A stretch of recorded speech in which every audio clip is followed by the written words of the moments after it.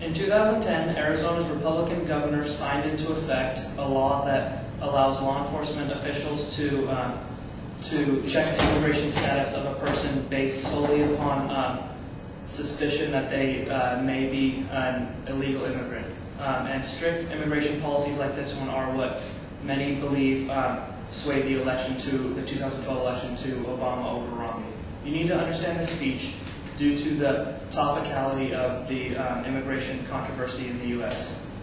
According to Manny Diaz, a journalist for the Huffington Post, on November 26, 2012, the Latino vote in the 2012 election accounted for 10% of the entire American voting population, which is increasing from 9% in the 2008 election and 8% in the 2004 election.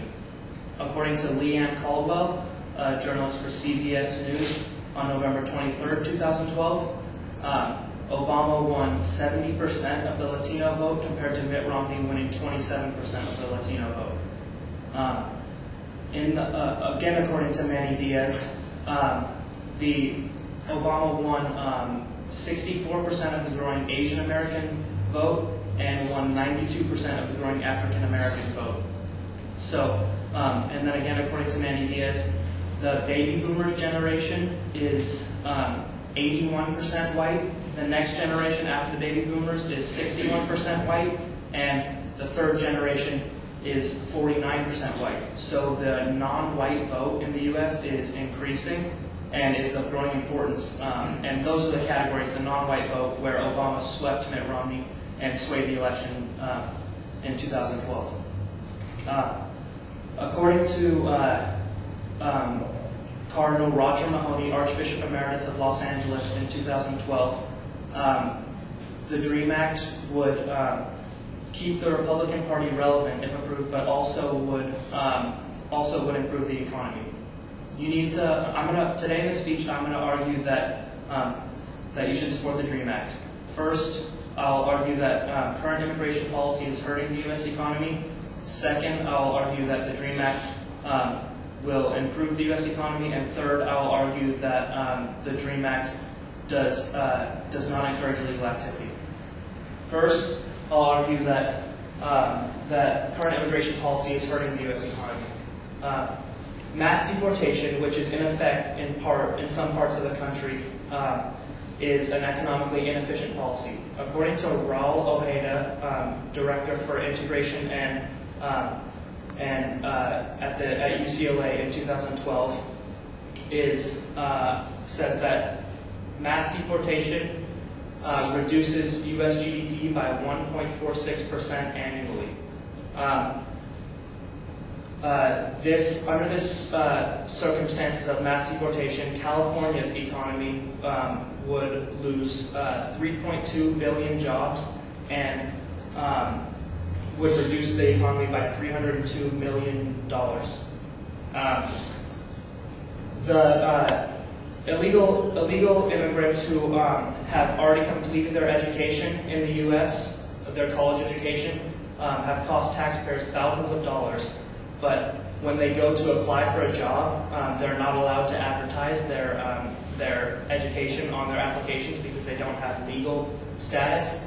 So when they're ready to get a job based on their education, get a good high-paying job and start paying more money back into the system they've already used through income taxes, we're not allowing them to get a job or get as good of a job and pay back into the system.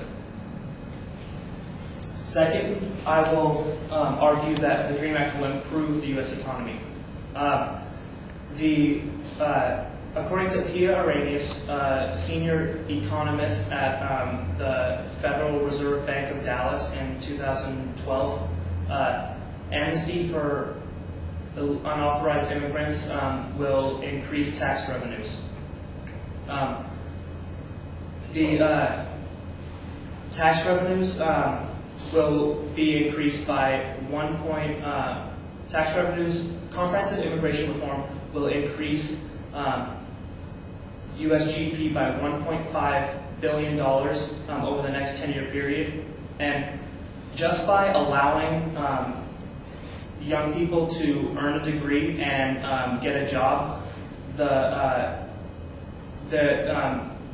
will be between 1.6 and 1.4 and 3.6 trillion dollars of income generated just by dream actors, and this will increase tax revenues.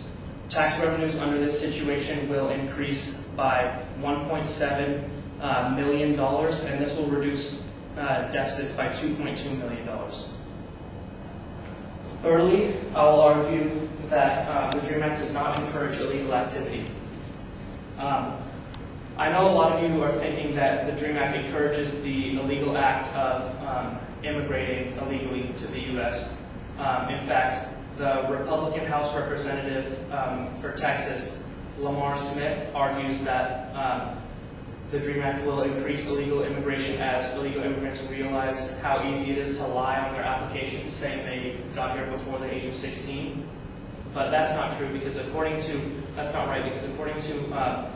Cardinal Roger Mahoney, Archbishop Emeritus of Los Angeles in 2012, the DREAM Act does not apply to people who immigrate. The DREAM Act only works for people who have immigrated at least 5 years before the date of enactment. Meaning that if you started immigrating because the DREAM Act was passed or after, you wouldn't receive the benefits. You have to have been here for at least 5 years before the date of enactment to receive the benefits. Also, it doesn't reward the illegal activity of immigrating because it doesn't grant citizenship to the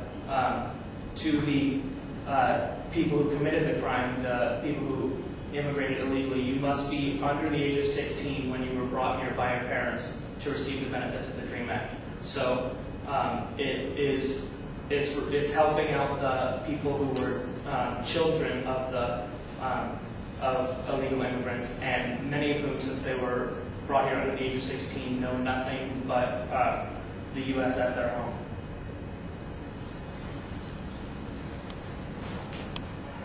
Today I've argued that you should support the DREAM Act. I've argued that first, current immigration policy is hurting the U.S. economy. Second, I've argued that the DREAM Act will improve the economy. And third, I've argued that the DREAM Act does not encourage illegal activity.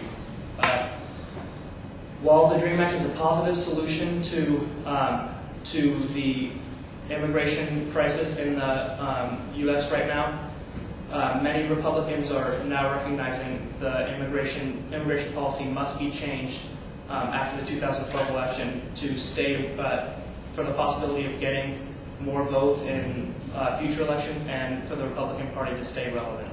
Thank you.